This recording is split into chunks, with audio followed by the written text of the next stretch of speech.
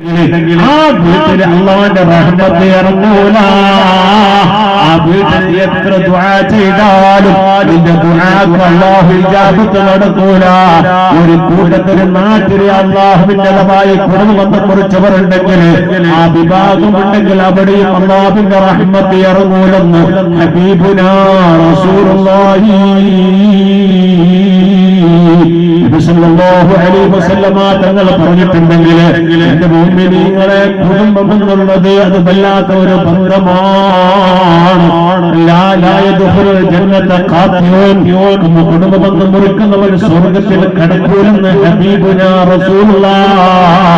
എത്ര വലിയ ആചാരായാലും ശരി, ഈ എത്ര വലിയ കോഴയായാലും ശരി, ഈ വ്യക്തി ആലിമായാലും ശരി, ഈ എത്ര വലിയ പണ്ഡിതനായാലും ശരി, ഈ എത്ര വലിയ തങ്ങളായാലും ശരി, ഈ എത്ര വലിയ ശൈഖായാലും ശരി, കുടുംബം മുറിച്ചിട്ടുണ്ടോ, കുടുംബബന്ധം മുറിച്ചിട്ടുണ്ടോ എങ്കിൽ സ്വർഗ്ഗത്തിൽ കടക്കൂലെന്ന് ഹബീബുനാ റസൂലുള്ളാഹ്. അവിടുത്തെ നബുവത്തിന്റെ നാമമുണ്ട്. അല്ലാഹുവിന്റെ ഹബീബ് പറഞ്ഞെങ്കിൽ അല്ലാഹു പരിശുദ്ധ ഖുർആൻ പറഞ്ഞു, ഫഅൽ അസൈതും ഇൻ തവല്ലൈതും അൻ തുഫ്സിദൂ ഫിൽ അർളി വതഖത്തു അർഹാമകും ഉലൈക الذين لعنهم الله فأصمهم وأعمى أبصارهم. അല്ലാഹു പരിശുദ്ധ ഖുർആനിൽ പറയുകയാണ്, വതഖത്തു അർഹാമകും, നിങ്ങളിൽ ആരാണോ കുടുംബബന്ധം മുറിച്ചവർ, ആ മുറിച്ചവർ അല്ലാഹു സുബ്ഹാനഹു വ തആല അല്ലാഹു അല്ലാഹു അവരെ ശപിച്ചിരിക്കുന്നു എന്ന് പരിശുദ്ധ ഖുർആൻ പറയുകയാണ്. ഉമ്മയോട് ചോദിച്ച മക്കളുണ്ടല്ലോ, എങ്ങനെയാണ് ഉമ്മയോട് ചോദിക്കാൻ പറയാൻ കഴിയാ? ഉമ്മയോട് ചോദിക്കാൻ സാധിക്കുമോ?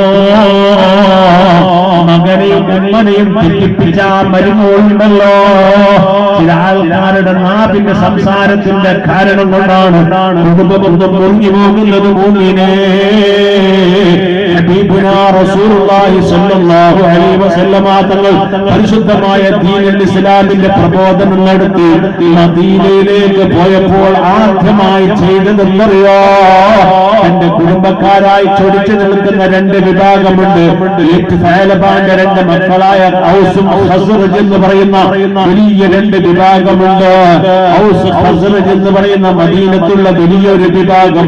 അവർ പരസ്പരം ചൊടിയിലായിരുന്നു, ദേശത്തിലായിരുന്നു. ചെറിയ നിസ്സാരമായ കാര്യത്തിന് വർഷങ്ങളോളം യുദ്ധം ചെയ്യുന്ന പതിവുണ്ടായിരുന്നു. ഹബീബായ റസൂലുള്ളാഹി സ്വല്ലല്ലാഹു അലൈഹി വസല്ലമ തങ്ങൾ മദീനയിൽ പോയിട്ട് ആദ്യമായി ചെയ്ത പണി എന്തറിയോ? എന്ന് പറയുന്ന ആ രണ്ട് വിഭാഗത്തെ ഇണങ്ങുകയാണോ, അവരെ പങ്കൻ ചേർക്കുകയാണ്. ഒരു തസ്ബീഹ് മാലയുടെ മുഖമണികളെ പോലെ കോർത്തിണക്കുകയാണ്. എന്തെങ്കിലും ഇടക്കിടക്ക് കശപിശ വന്നാൽ ഉടനെ ഹബീബായ നബി തങ്ങൾ ഇടപെടുന്നു, പ്രശ്നങ്ങൾ തീർക്കുന്നു. നാട്ടിലുള്ള വലിയ വലിയ രാജാക്കന്മാർക്ക് വരെ അത്ഭുതമായി വർഷങ്ങളോളം യുദ്ധം ചെയ്ത് പോരാടി പരസ്പരം കൊന്നു.